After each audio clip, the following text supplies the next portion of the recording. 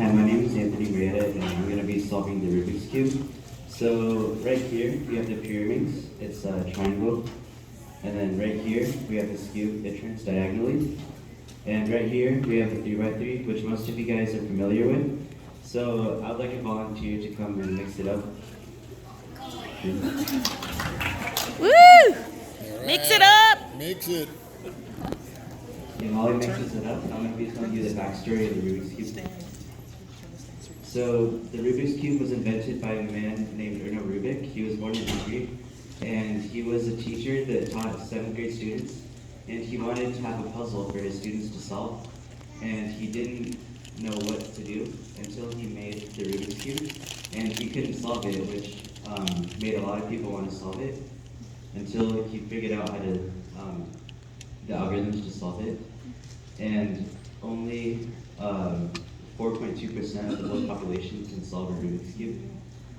And I don't know what to say. Turn your stand around. Yeah. Good job, Nancy.